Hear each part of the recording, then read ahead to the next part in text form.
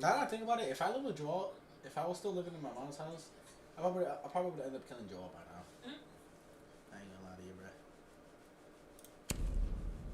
Cause bro, imagine being in my own crib and some nigga telling me I'm sneezing that hard deliberately. Bro, you're gonna get me tight, bro. You immediately get me tight. Yeah, cause bro, I wanna sneeze that fucking loud for no reason. She could be irritated. I must start moving like that nigga I was watching on police videos. That's what you gotta do. That roided up Navy SEALs nigga. I'll work for this with my whole blood, sweat, and tears. Like, alright, bro. Relax. I know I'm gonna have to shoot that nigga, bro. If I was the police officer in that video, I would have shot him, bro. Oh God, I would have shot him. Exactly. That nigga is 6 foot plus, 280 pounds of lean muscle, nigga. I was like, yeah, bro, you're wild. You're wild. And he's a Navy SEAL, nigga, so he's been killing niggas for God knows how long. He's 47 years old. Nigga look like he's 21. Nigga, what? Yes, yeah. You hitting that fucking bong? Dude, yeah, I just did. Oh yeah, Clubhouse. Oh my God, Bubby, is this you? With your friends? You can't take it. Don't grab the pillow and hide your face. Nah, I wanna see it. Yeah, I wanna see your face taking this bite. Don't hide it. I don't like see. If I'm digging in your shit deep. You can't take it. Where's the police? Don't grab it.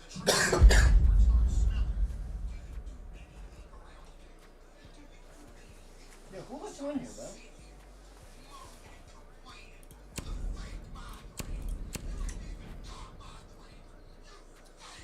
Spider-Man Devin? Yeah, I'm shitting on him just because he put Spider-Man in his name. How dare you discriminate Spider-Man like that, nigga? Tarnishing that nigga's name. This nigga Colin hit the biggest fucking dab of his life, bro.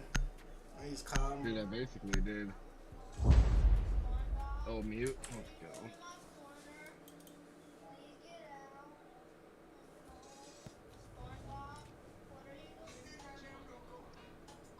Secure the bombs. Dude, I gotta lock in here.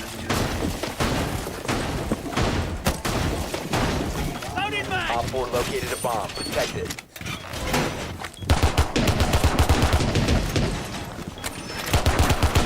Reloading!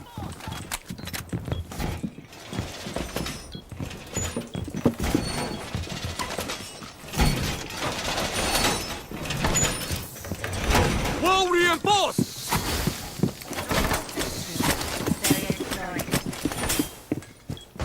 10 seconds remaining.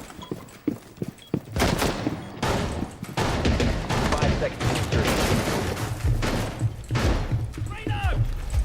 Bomb located by Op 4. Device activated.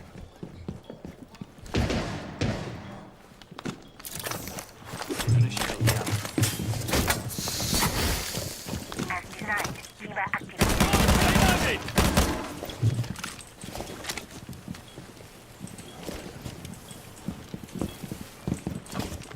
I'm gonna go watch construction.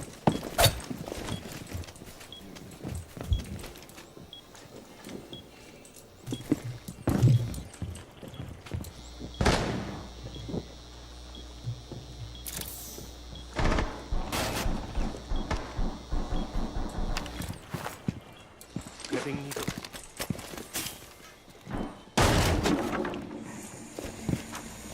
They got roll.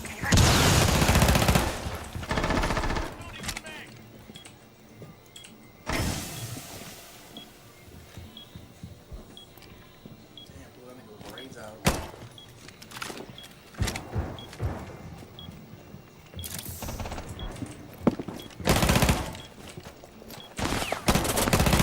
Changing One Op 4 mag! Who the fuck remaining. does he think he is, nigga? You're a nobody, nigga.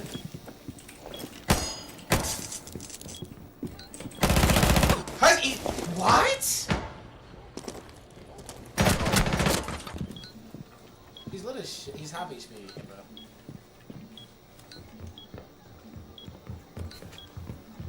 Just prep that seat, bro. He's dead. He jumped down. He's going to garage door. Garage door. Yeah, he knows. Yo, Beta's distracted him. Damn. Op 4 eliminated. Mission successful. Before, when I was like, this guy's knew what he was doing. Oh, how do you lose that?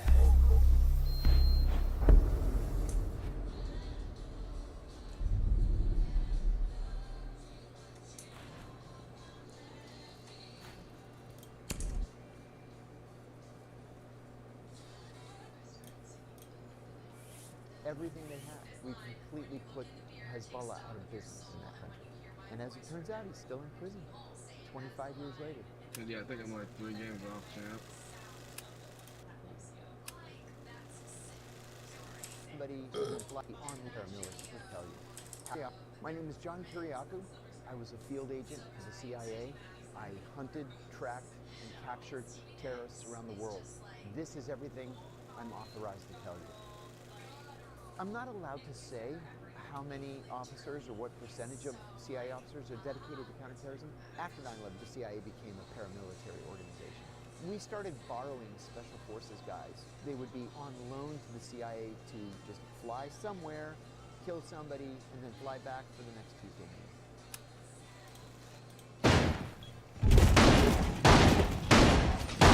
Reloading! Reinforced wall!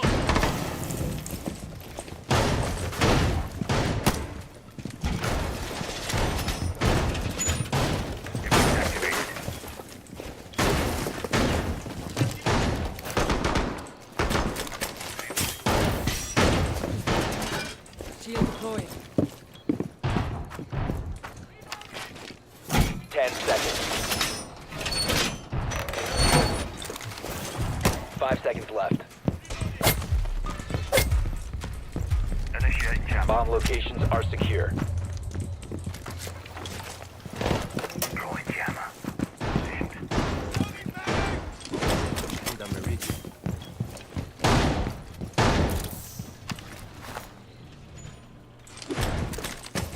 Initiate jammer.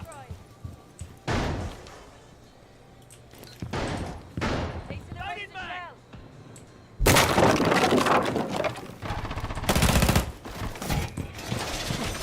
You killed Spider-Man.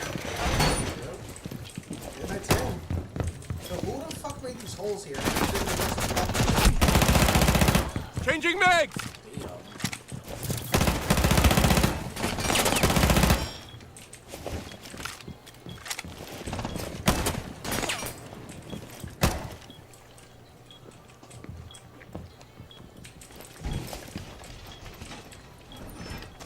Op 4 has located a bomb. You know what to do.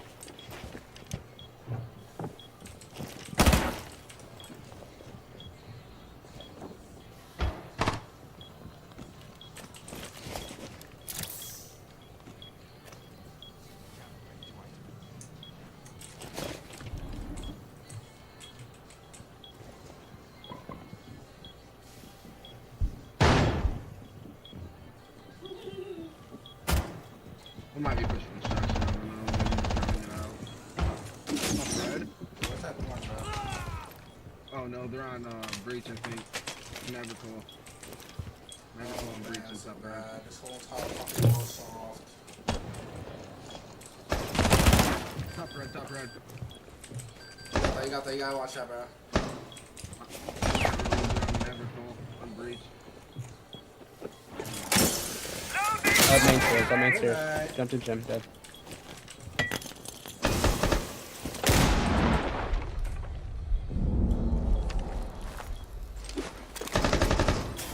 Oh my god, they're in. Bro, that shit's wide open, bro.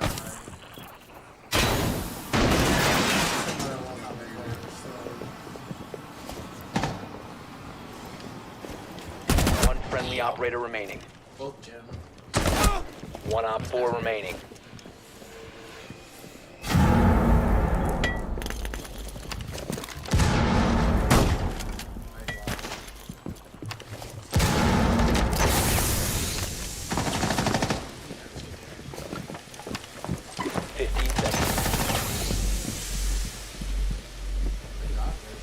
seconds to go.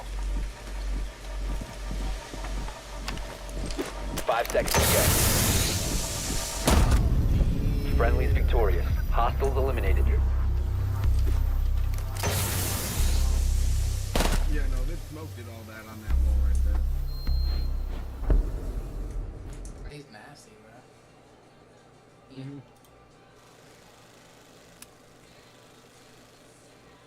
The most obvious risk of working as a counterterrorism officer, obviously, is the risk of death. There were 2 guys who I worked with in CTC, the Counterterrorism Center, Helga Bose and Mike Spann, who were killed in the line of duty. And it wasn't just them. I was the chief of the counterintelligence branch in the Osama bin Laden group. The woman that I sat next to was killed in the line of duty in the Khost bombing in Afghanistan. The suicide bomber, he blew her and 6 of our colleagues up. So death, destruction, but on an equally personal note, your marriage is probably not going to survive an operational tour in the Directorate of Intelligence. The stress is just otherworldly. It's the Motherfucker had the most cheekiest difficult Maverick hole ever, dude. I'm not even kidding. When you swung it, from Secure the fucking, area. Keep the locker bombs door, protected. You couldn't even see it. What you said? That Maverick had like the craziest Maverick hole. The laundry door. I think that Couldn't even see it. sucks. That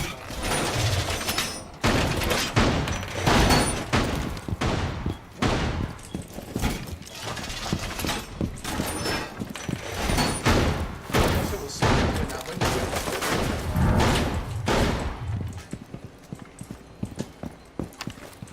10 seconds to insertion. 5 seconds left. Op 4 has located. Camera ready. I don't think no one got yo, hurt. can you make shotgun rolls for you, bro? Yeah. Activate jammer. I'm trying to get hurt. Setting needle candy. Eddie, I might be dead getting this. Wait, what?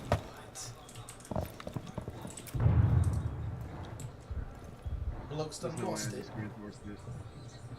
Oh, the person on mission was shield. Mind you. Confirmation. Visual on the target. Jammer ready to activate. That's so much down.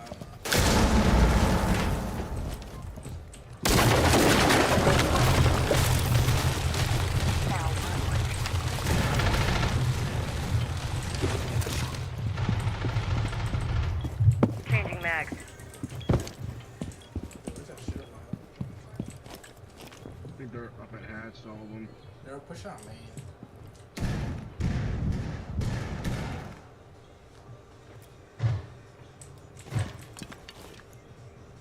The beauties are in place. My toxic base is in position.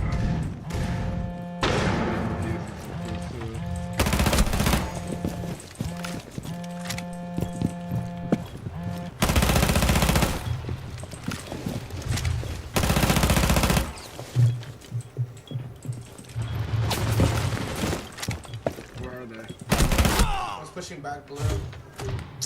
Motherfucker, bro.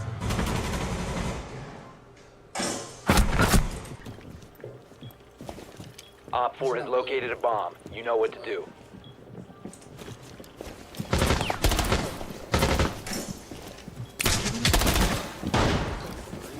One friendly remaining.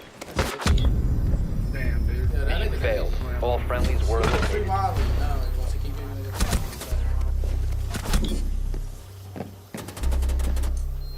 What does this nigga think he is? Oh, that, Val? Yeah, Valk's retarded, bro. Literally could have just blocked off and did mad damage and blocked him off. do as a CIA officer for a variety of reasons. First, when people join terrorist groups, they do that because they are true believers. And in most cases, they hate you for what you stand for more than they love life itself. And so they are very happy to die for a cause. At the same time,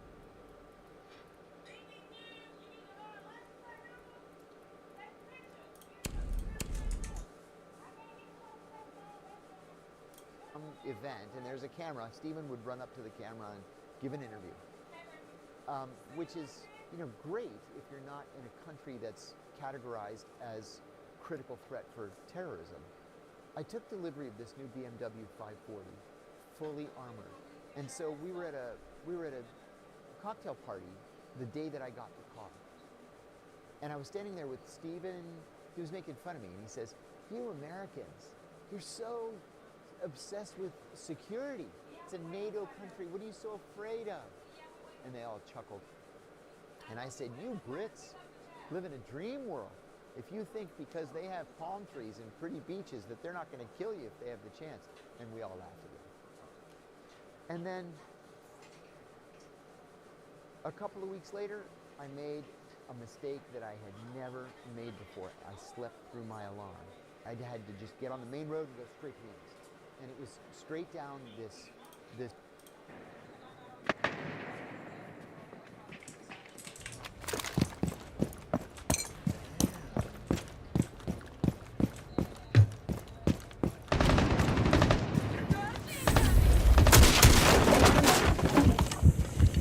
Scanning for electronics.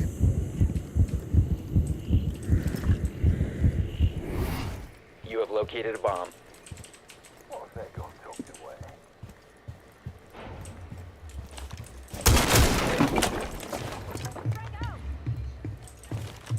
Wait, it's gonna piss on me. Enemy device at my 12.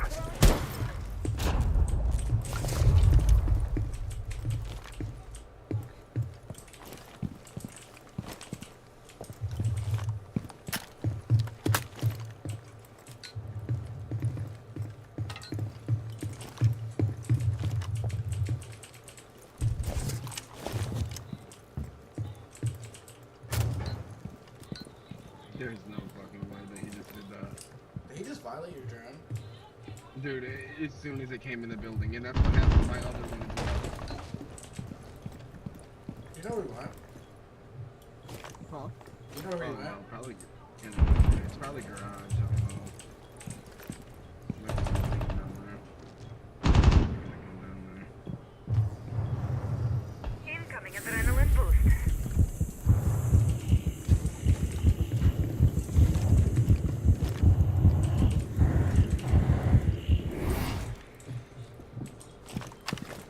Don't be blind.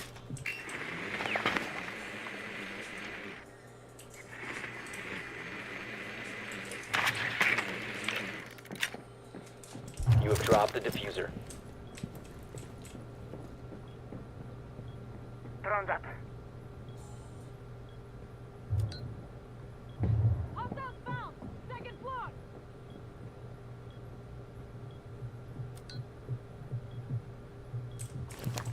Target detected.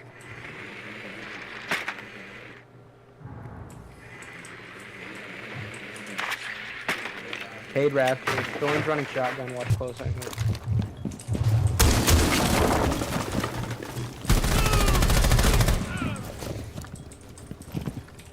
Brother, ain't no. 15 Are you seconds. kidding me? 10 seconds. There's no way she just killed me off that. Where?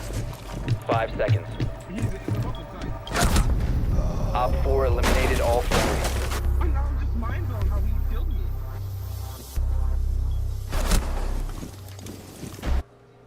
Dude, I was full HP, and he just like swung from like 15, dude, shot me from like 15, 20 so meters I get out on with that KCS thorn to go shotgun. straight down the mountain and get to the embassy. And one turn on the tap radio, downed me. listening to some music. It was the and craziest this shit. Announcer comes on and he says, "Avoid PDCS Boulevard. There was a terrorist attack at Philothé." I had definitely never heard that, but when he said it, I see this white Rover in the far left lane. There's blood all over the interior of the windows, and I can see when I get close enough that the driver's side window's been shot out, and Stephen Saunders drives a white Rover. It turned out that they had taken him to a hospital that was next door to the British Embassy, and he died there about 20 minutes later. I mean, we knew who did it. It was Revolutionary Organization 17 November. Now, 17 November usually would drop a manifesto at the site of the assassination, or they would mail one to a leftist newspaper. My boss runs into my office and he says, "Did you see the manifesto for this?" Start shitting on him. Need to use your drone to Unlock locate a your bomb. I'm gonna have to. Saunders hit. He says, "It mentions you." I said, "Come on, not possible." Like, seriously, nobody took security as seriously as I did. And he shows it to me, and it says in Greek, "We saw the big spy." But he was driving an armored car, and we knew he was armed. So we elected to carry out the revolutionary sentence on the war criminal Saunders. And he said, "You gotta go. We're gonna take you to the airport, you're gonna go home. We'll pick up your kids, we'll pick up your wife, we'll pack up your house." So we flew out. The night before that happened was the last night. In 5 seconds. Niggas in Paris. You've located a bomb. Make your way to its location and defuse it. Alright, let's get to it, man. Let's start knocking on the cold.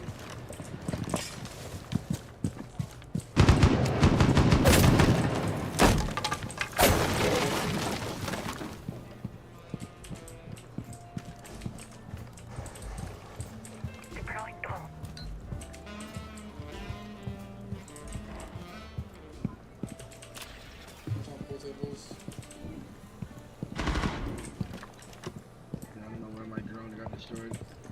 Police prepped. He's in a bar.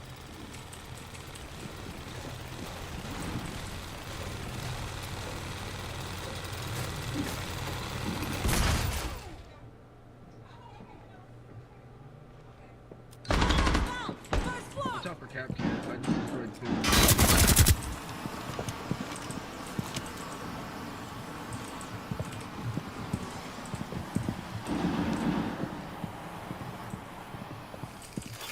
Auto breacher deployed. Changing.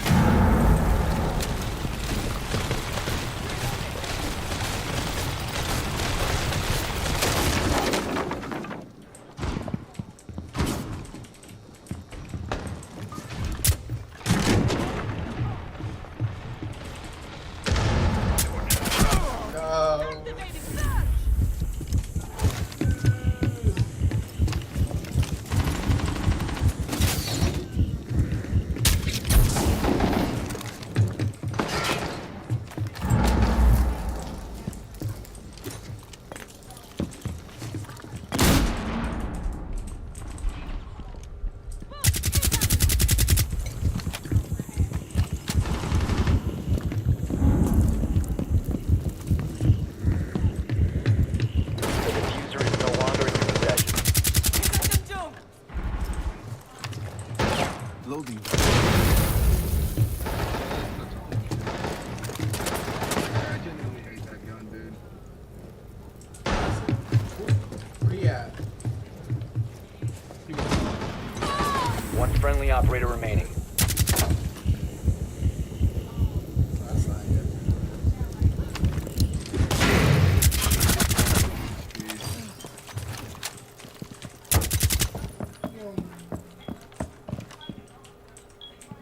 their diffuser upstairs. No way he backed away, 15 right? seconds remaining. 10 seconds remaining. Yo, this nigga's hiding? Yeah, 5 seconds left. we got diffuser. You're out of time. They fucking cleared. I can't believe I spent, Literally, the guy was like, I'm not even kidding, 1 HP. and we were divorced soon. Whoever died by him, She was too, just you like, can ask "Yeah, him. I'm not doing this." The guy was 1 HP. So fucking well I get. it. And then when I got the PlayStation and I shoved it up the eye, I wrong guy. Yeah, As an he American just, CIA officer, he just shoved it I'm up not my gonna be ass. able to infiltrate a group directly. I was one of only a handful of CIA officers who spoke fluent Arabic. Even with my fluent Arabic, I spoke with an accent. So John's not going to be able to put on a thobe and a dishdasha and walk into a terrorist training camp and volunteer. That's just not real life. It doesn't happen. And so your job is to recruit someone who is either a member of a terrorist group or can become a member of a terrorist group so that you can use his information to disrupt future attacks. There are a million different types of people that you might want to consider recruiting.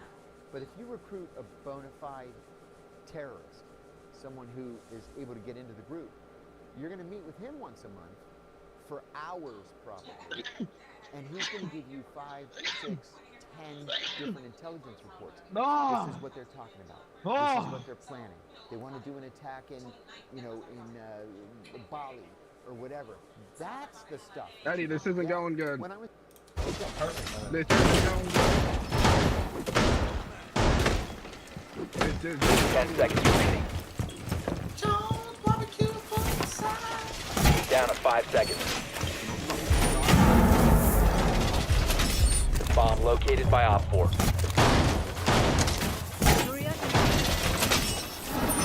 Razor wire. Anybody need a shave?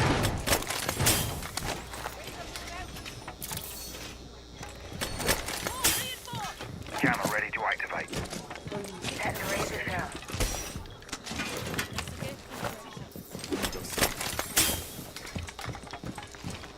Throwing the razor bloom. I got a Maverick again on the wall.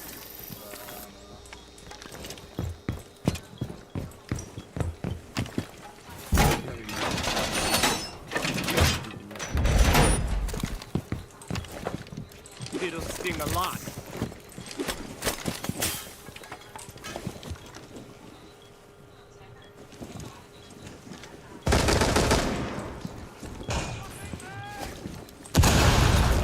This nigga's a back.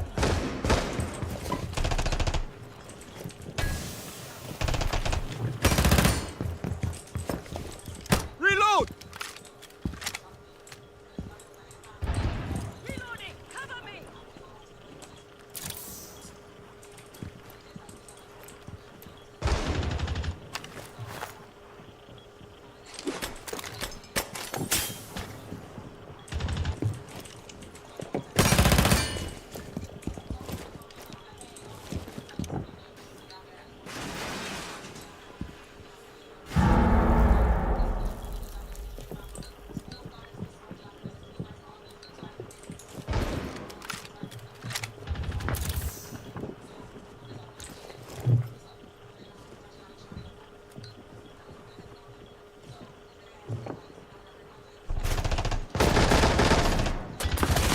Mr. Ben.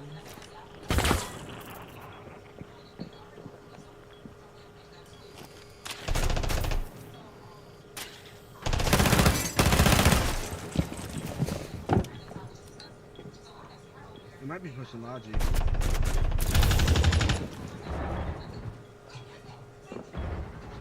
Drop hash right. Dude. Logi, still Logi. IQ was Logi. She's still Logi. Op 4, last stop standing. Toxin set. I can't even give a call on game chat. Loading new map.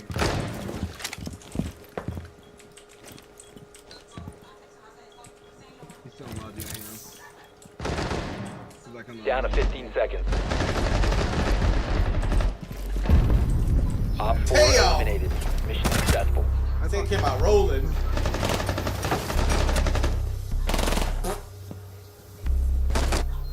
Lock him up out here. I was training as a case officer. One of my instructors said to I me gotta hit this bond that or he'd gone something. through his entire 30-plus year career in operations, and he never Not warmed ever up, had you a know. target say no to a recruitment. And I said, you must be like some kind of a magical wizard of recruitment. And he laughed and he said, no. When you eventually say, listen, I'm not really, the economic officer here. I'm really a CIA officer. When you drop that cover, you have to be certain that they're not going to run screaming from the room, calling for the police, reporting you to their ambassador. You're going to get arrested, you're going to get expelled, your career's going to come to a halt. You have to be 100% sure. That's where you take them to lunch, you take them to dinner, you spend weekends together, you do day trips, your wives become friends, your kids are playing together, to the point where you have figured out by now whether he has a vulnerability. And a vulnerability can mean a lot of different things. Maybe he just really, really loves his kids.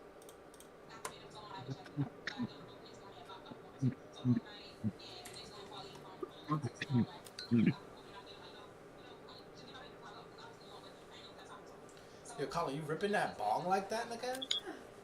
Drone has located a bomb.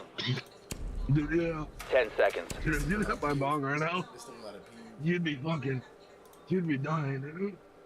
That can be a vulnerability because then that allows me to say, I see how much you love your kids. I know you want your kids to go to the best schools. I can literally get your kid into Harvard. And I'll pay for it too. The blood is flowing in my head right now, dude. What do you want in exchange? Well, I want the plans like for that that. new Russian tank. I'd really like to get a peek at it. Another vulnerability would be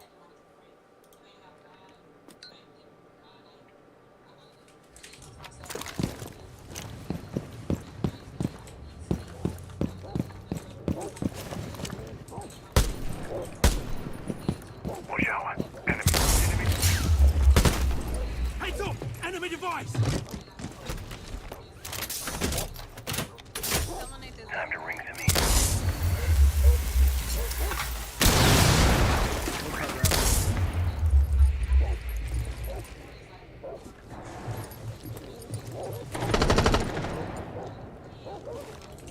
Reloading ammo.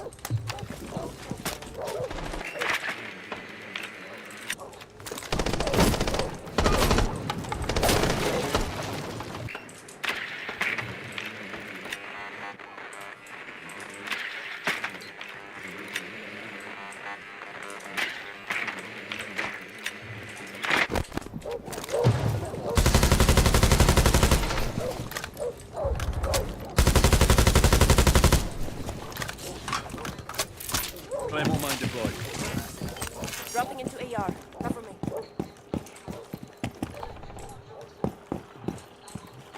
Raptors is clear right now.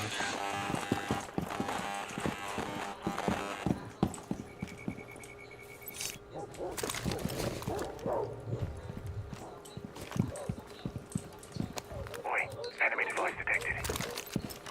Enemy device is at dark. ECS disruptor ready.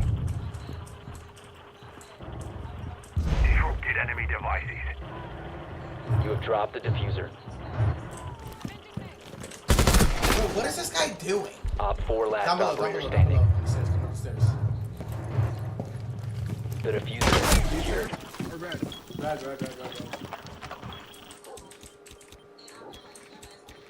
Garage. Wait. Bomb diffusion initiated. Protect the diffuser.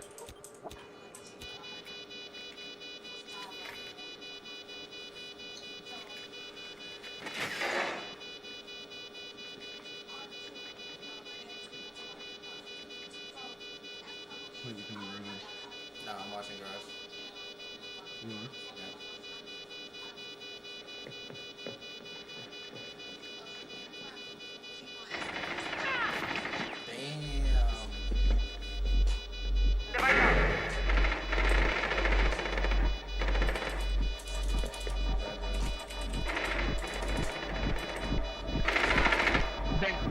Down to one friendly.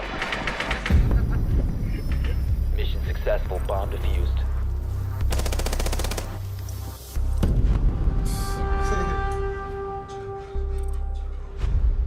Fucking Thatcher.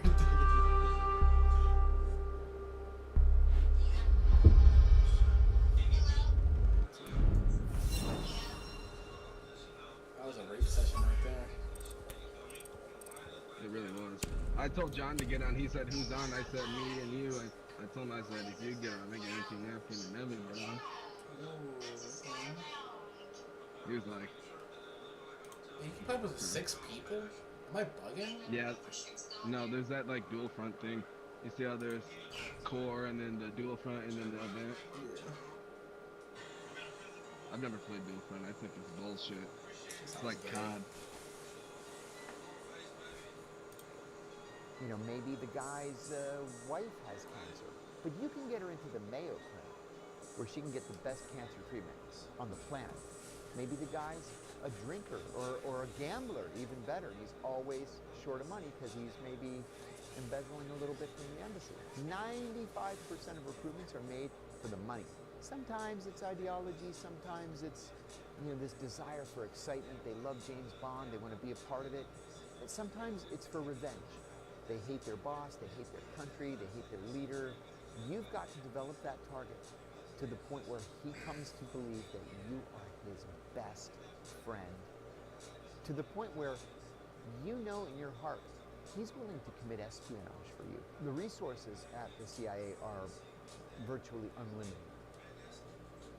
In exchange, though, the information has to be incredible, let's say, but you have access to the location of the leader of Al-Qaeda, and we're able to break down the door and grab the guy.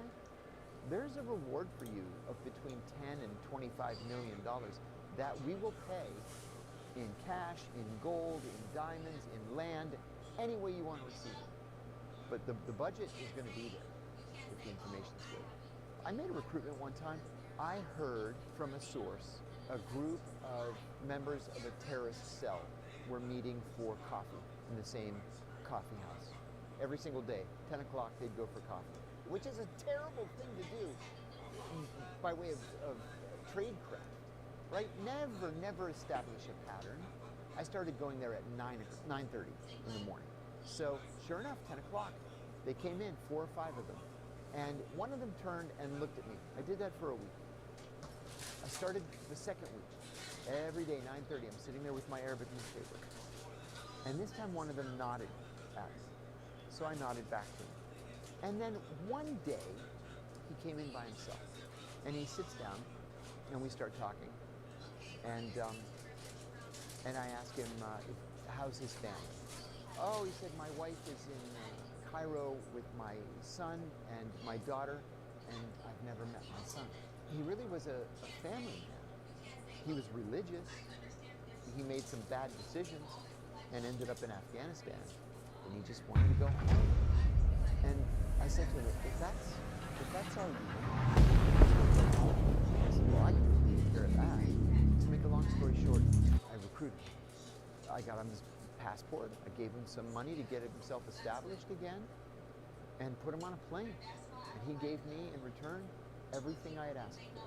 Very specific information that we use to actively recruit other Al-Qaeda members. I asked him at the end of it, why did you let me recruit you? And he said, I've been here for 5 years, and you were the first person who ever asked me about my family.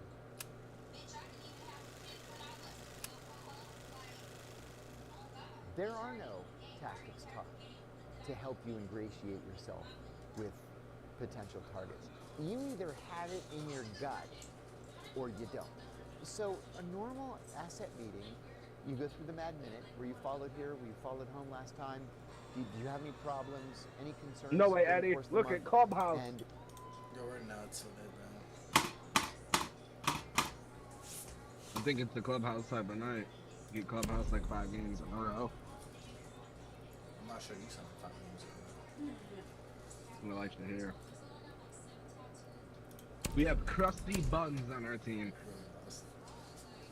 But what are you eating over there? I did not see you go downstairs. What is that? What is that? It smells sweet. Oh, it's the mac and cheese. What is it? I'm hitting bong here. That's how pets real. Yeah.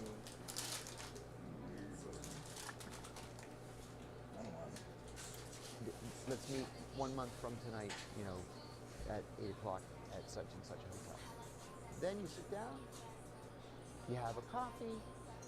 How was your month? How are things going? What have you heard? What do you think about this guy? What do you know about him? Do we need to be worried about him? Is he going to be in charge of the weapons cache? That kind of thing. It's not unusual for a meeting to last 2 or 3 hours. I was in a meeting once that lasted 8 hours. It could be at a safe house. It can be walking down the beach. Anywhere you're going to be safe, and it will be private. There was one source I recruited. It was too dangerous to meet him in the country that I recruited him in. Did the so bomb we would fly yeah. to Europe, and we would meet in Europe once a month. And we would meet like 8 hours a day for 3 days. And then I would take a train to a different country, so it didn't look like we were both flying back from the same city at the same time, and it didn't arouse any Where are they? CC, bedroom? Yeah, some meetings by necessity are conducted I think in they're cars. CC. And so sometimes you're going to have to do what's called a CPU, a car pickup. You want to be able to about Heartbreak. IED active. You located a bomb. I see it. Eddie! You here? Moving!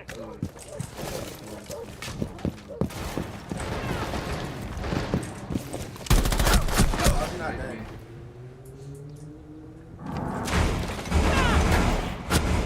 I hate these.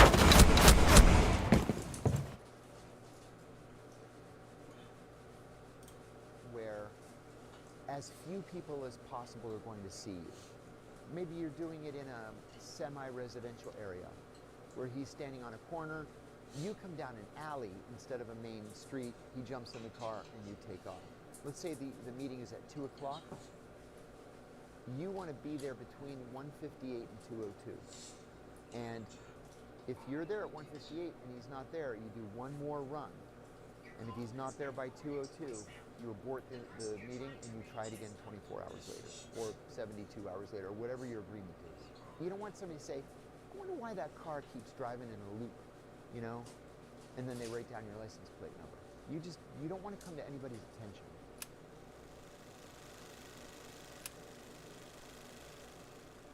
Double agents are indeed real. Double agents are a very, very big problem on both sides of the double. I was well into my career, and I had a great friend who was a station chief.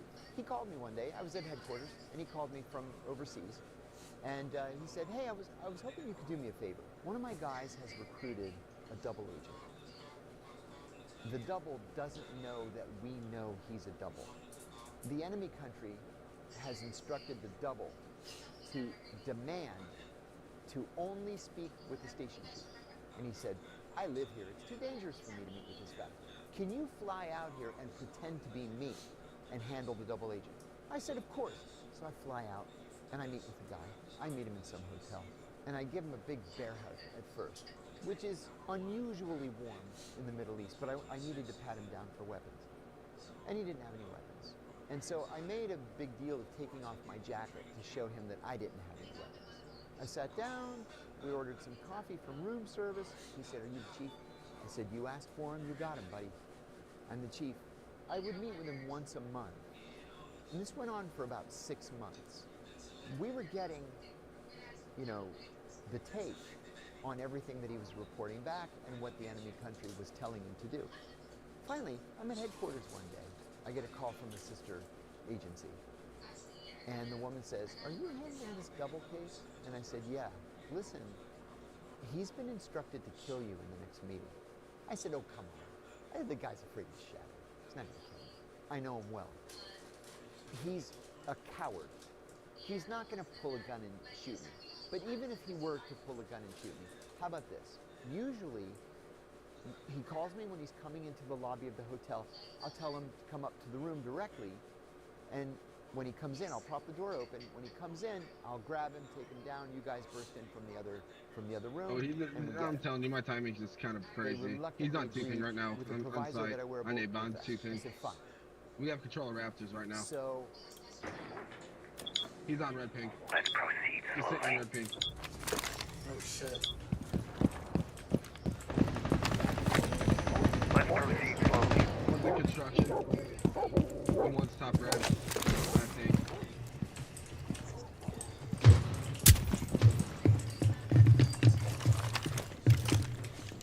Hey, Bob, Watch your fire! Stay close to me. Stepped right in front of my arrow. Idiot, bruh. Start loading! This guy needs a point, dude. This is getting ridiculous. Watching it playing. One more time. The last stop standing. Ceasefire! The diffuser has been secured. Taking care of you!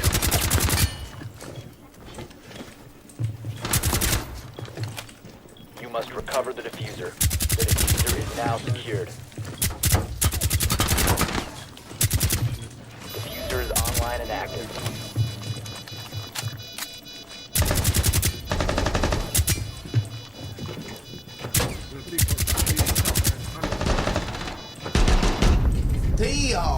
Op 4 Nigga neutralized. gunned him down. Mission successful.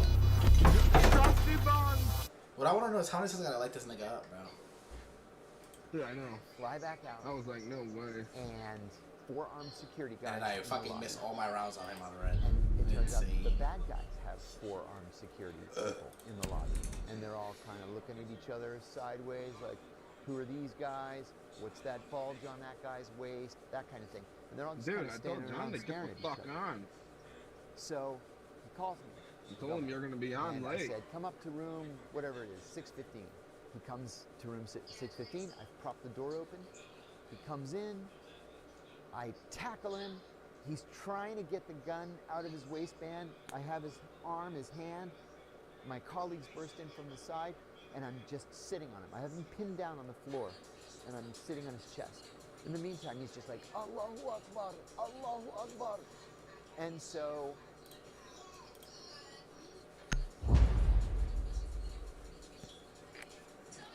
Need to use your drone to locate a bomb. Such a dork cuck. It's crazy.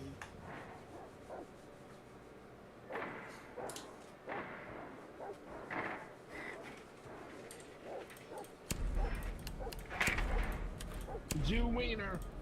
Chew wiener. Let's go.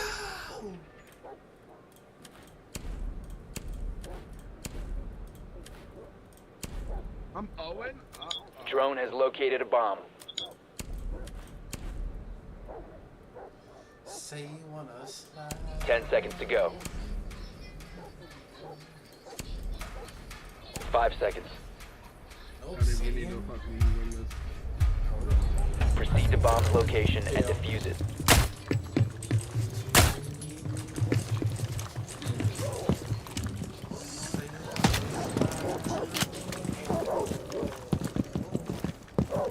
Swapping knives. Chew wiener. Chew wiener.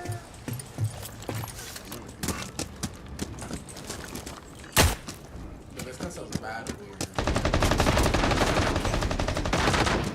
Throwing frag grenade!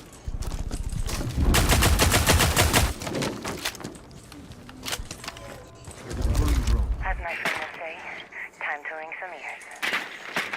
Throwing knife! I got a fraud.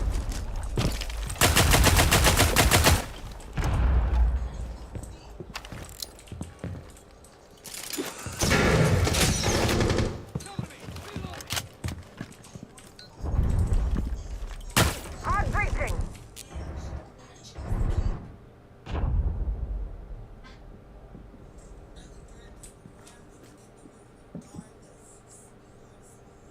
Drone is ready.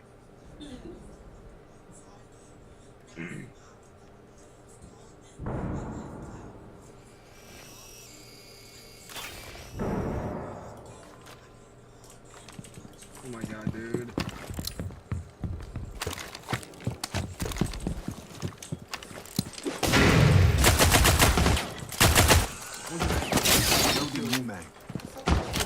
The diffuser is no longer in your possession. 2 of them are an A-bomb. 2 of them are...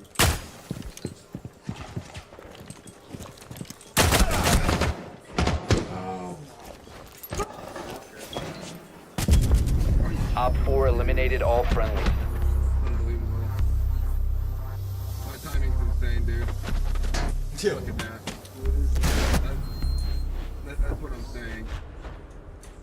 Why no Monty? Because we don't need a dumbass. Like I would have my fired both those liaison guys partners right there, gave and me a then I shot just of, fucking... Timing's Demerol impeccable, dude. and knocked him out. We put him on a gurney and covered him up like he was dead. And we put him in the service elevator, took him down, put him in an ambulance, and we took him to Intelligence Service Headquarters. He woke up 2 hours later, tied to a chair. I said, we can do it the easy way, we can do it the hard way. It's totally up to you. We know who you are. He was the leader of that country's Hezbollah wing. I said, we want all the weapons, all of them. We know that you're the keeper of the weapons. He's like, you. So I said to Liaison, we should just break into his house. I mean, there's a good chance all these weapons are just in his house. And they said, we can't. He's got a live-in maid, and she doesn't know anything, and she never ever leaves the house. And I said, okay, well, let's just declare a gas leak in the neighborhood, and then we'll evacuate the cul-de-sac. And then we'll just go in and bring a locks and picks team in and just pick the lock. They said, no, we can't do that. We don't have gas lines in this country. We use propane. Bring a propane truck. We'll leak the propane. Then we'll just declare the emergencies. The fire department comes. They evacuate all of the 6 houses. We break into his house and we find a safe, like a double-sized gun safe. It was enormous, the biggest gun safe I've ever seen. The weapons have to be in there.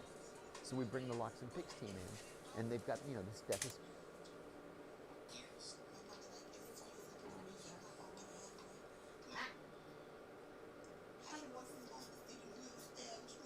Hey, watch out! The window! Eddie!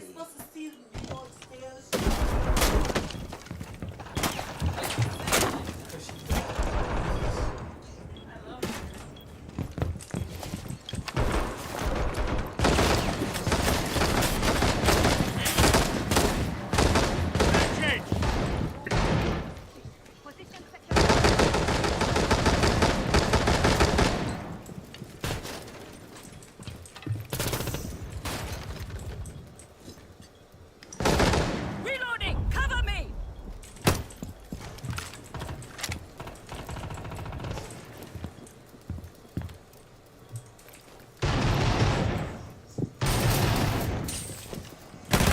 Loading new magazine!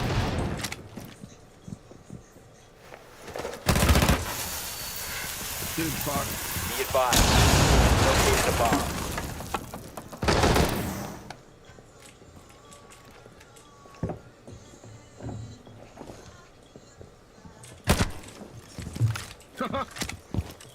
Reloading! Fucking slammed him, dude. Good night.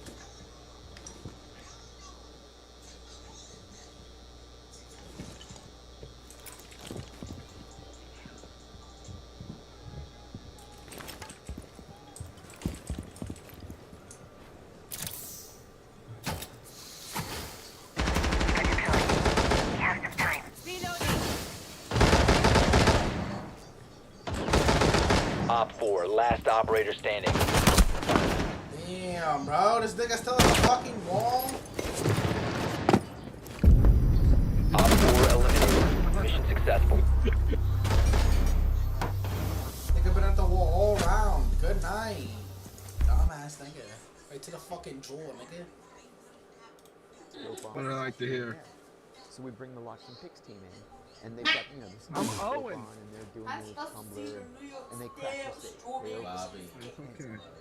except for this handwritten, like childlike handwritten map. So we get in these 2 Jeeps, we drive south as the map tells us to do. We get out where it tells us to get out, and we found this bunker full to the ceiling with every weapon they had. Landmines, hand grenades, rocket-propelled grenades, everything they had. We completely put Hezbollah out. Eddie, run that Cade. And as it turns out, he's still in prison.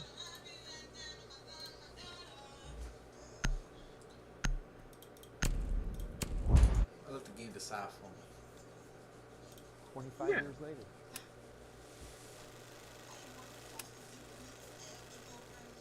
An SDR is a surveillance detection route. This is something that literally every CIA officer must be trained in. This is what's going to keep you from being assassinated or arrested. And so you leave what's called your kickoff point. It could be home, the office, wherever you happen to be. You'll do one that's maybe 2 hours. If you're in a very hostile place, your SDR could be 8 hours. You're changing into pre-positioned cars, you're taking the subway, then you're walking, then you get in a different car, maybe you take an Uber for a little bit of it. An SDR comes in 4 different phases. The kickoff phase, you just go from your kickoff. Oh my fucking god, dude. And then you do kind of I fucking hate this you call it shit. stair step. Bomb locations are secure. But that paper on T-cell reprogramming, it kept me up all night.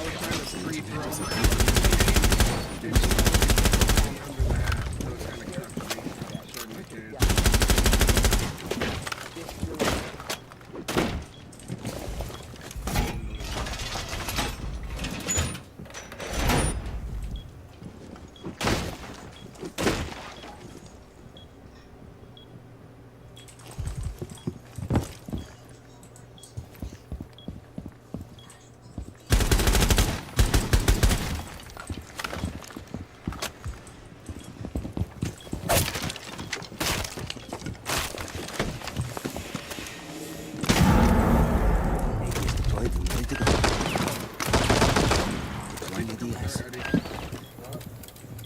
We're coming dirt.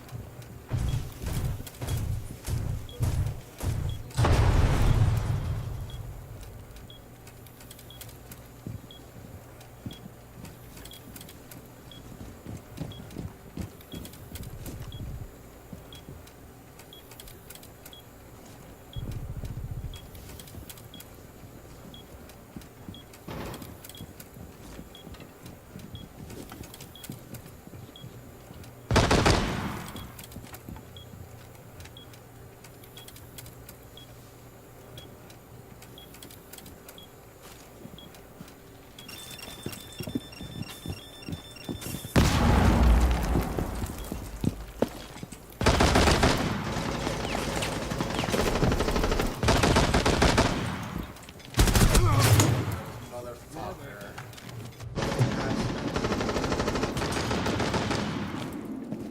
A bomb has been located by Op 4.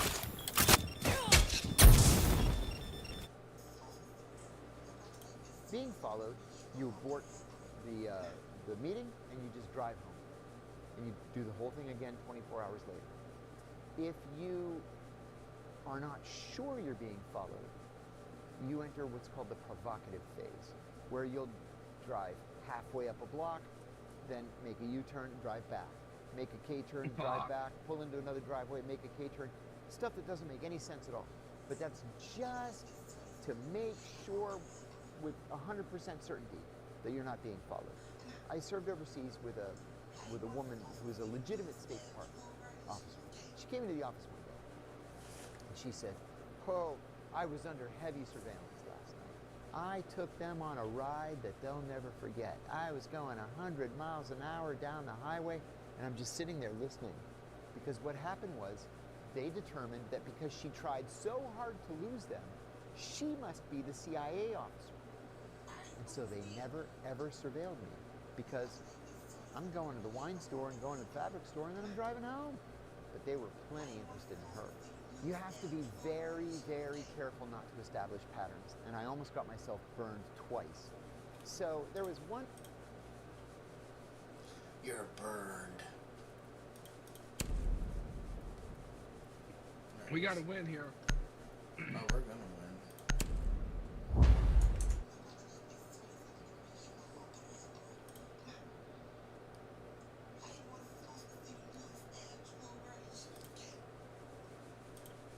There was one point where I was flying to Eastern Europe once a month to handle an asset that I had recruited.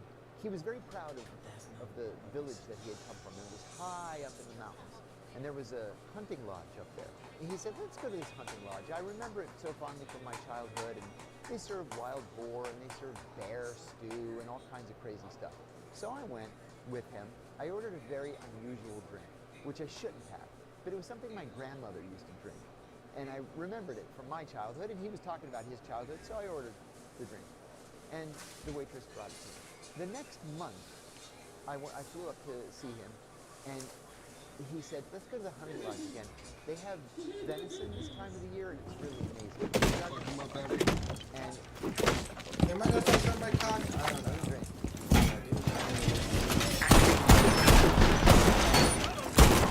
No, I don't think so. I've never Keep an eye on watching. And I did this for 10 years. I said, "Oh, yeah."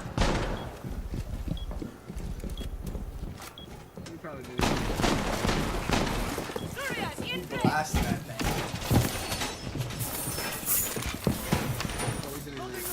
Bomb players up. Op 4 has located a bomb. You know.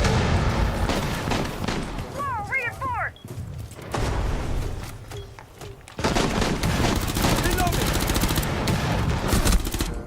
What I say?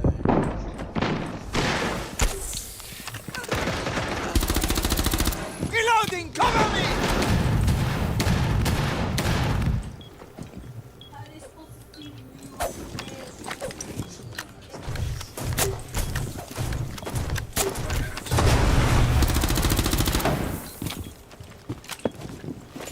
Establish connections. Eddie, two of them on the hatch. On two things. Cover me! Reload!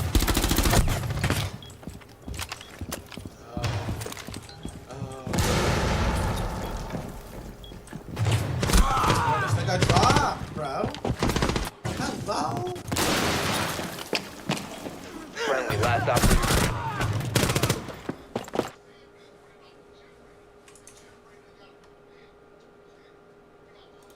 Right, I was here once before. Like, doggone it. Dude, she spotted me. I fucking Now, lasered all of them. She was just a waitress. Like, But dude, what if that's she had been insane. I hit the an ass on the intelligence fucking officer drop. posing as I one? hit the fucking Or what dude, if she was a lasered police him. informant who's gonna Then now you rat heard me 1 out to the HP. local cops that I'm meeting with this, this Like, guy. Jesus fuck. And so afterwards I said, I am so sorry. I blew it. We can never, ever go back there again. And we never did.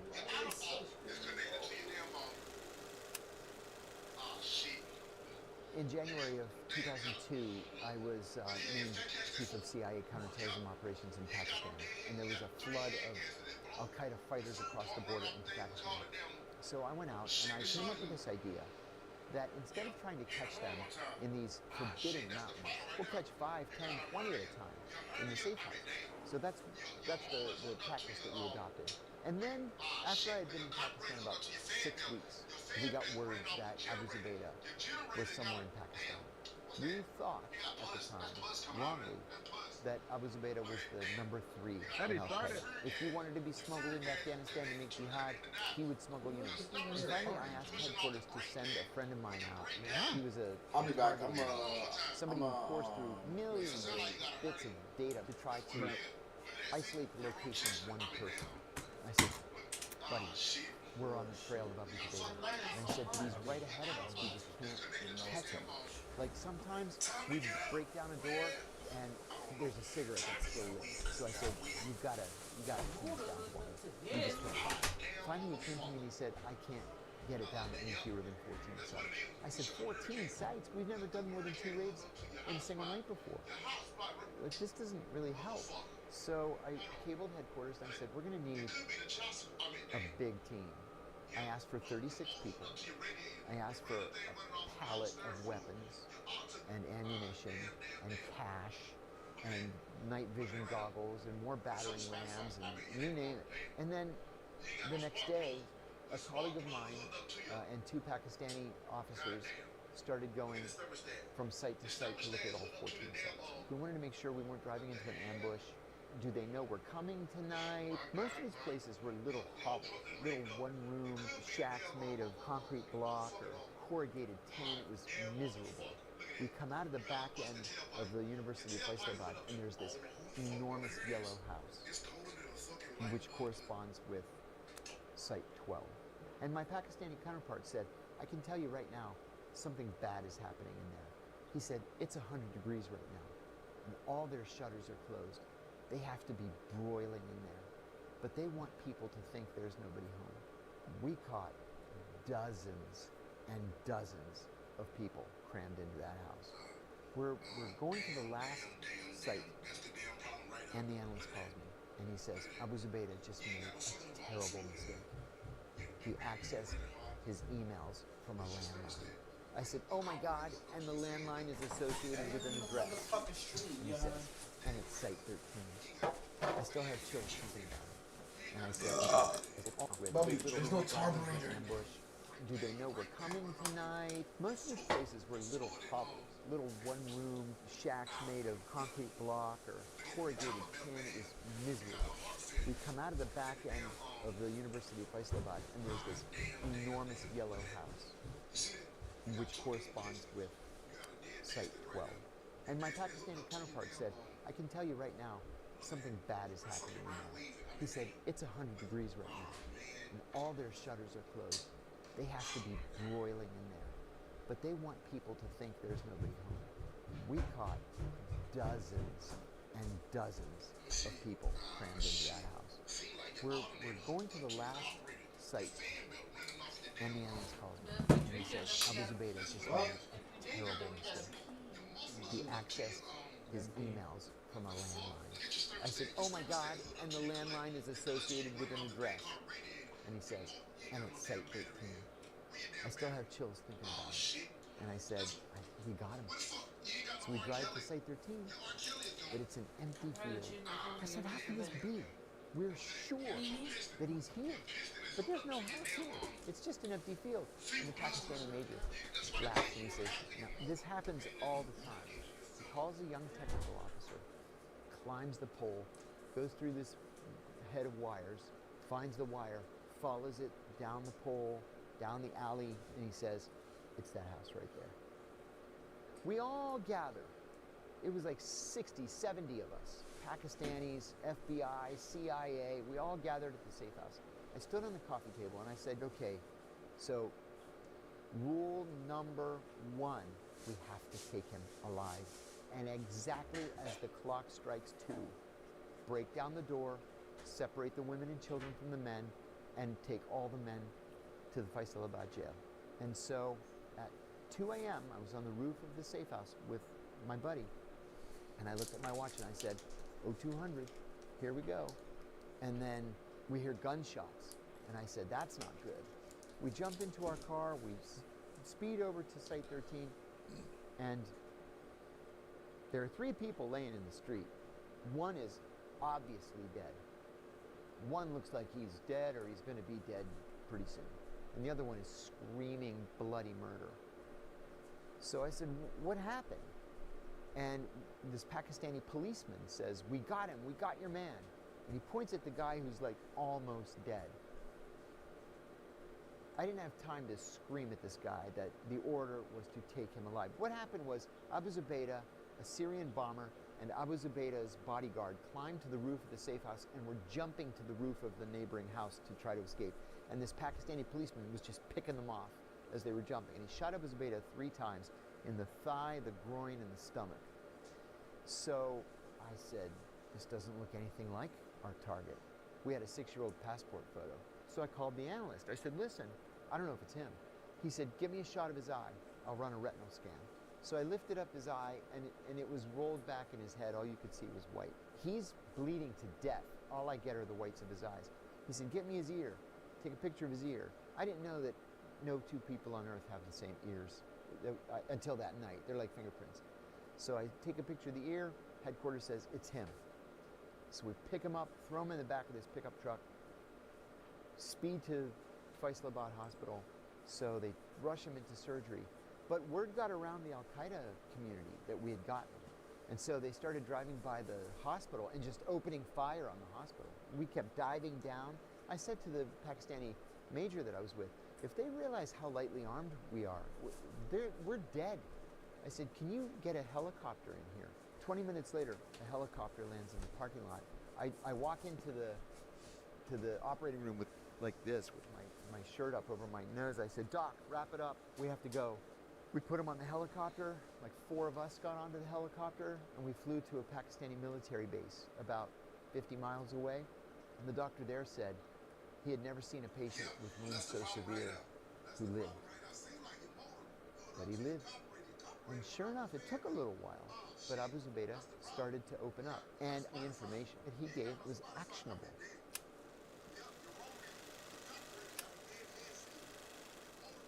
The way we prepared for raids in Pakistan was actually quite simple. I went online with my CIA credit card and I bought everything I needed. I bought battering rams and bulletproof vests, weapons and ammunition and walkie-talkies, you name it. We didn't have gear that I think most people would consider to be sophisticated. We all had 9mm, just 9mm, because they're so reliable. We all had bulletproof vests. A couple of the guys had helmets, not many. Lots and lots and lots of ammunition. And that was pretty much it. We got a tip with an address. We had 2 CIA officers, 2 FBI agents, and 2 Pakistani officials. Just in case I'm gonna have a cup and we went at 2 o'clock in the morning. How you gonna piss? Counted 1, 2, 3. Boom with the battering ram. Bust the door down. Throw in a flashbang grenade just to scare everybody and make them disoriented. And we grabbed these 2 kids, they're 18, 19 years old. They both burst into tears. And so we got a tip later in the week from a friendly Arab intelligence officer. So we did it again, and we caught some serious people the second time. A relatively senior member of Egyptian Islamic Jihad and some Al-Qaeda, like mid-level Al-Qaeda fighters. We did it at 2 a.m. because, like, literally everybody in Pakistan is sound asleep at 2 a.m. It's like they just closed the country. There's no traffic, there's nobody out there, everybody's asleep. And so we figured that was our best chance of not getting caught.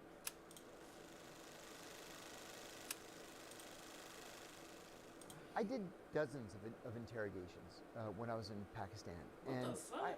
I was always the good cop. It This was always randomly easier came for out me, on my more page. natural. And the Pakistanis, because it was their country and I their rules scrolled are and different this than ours, randomly they could popped be the up. bad cop. Bobby, they think So you're a the Bob. very first interrogation I did Yeah. was of a Jordanian How? prisoner. How is They there two brought him people in watching me and right now, bro? we I'm on chained him to an eye YouTube. bolt in the good table. As always, I randomly- said, I'm from the American government, and The I one want to I'm- the ask one you I'm some playing the game, questions. noob. And he Why says, you got very people well. watching your stream? Then I It's laid somewhere out a about map of the Afghan-Pakistan border, and I told him with his finger to show me exactly how he crossed the border. We knew how they were crossing the border. We called them rat lines. We knew where the rat lines were, but he told me the truth.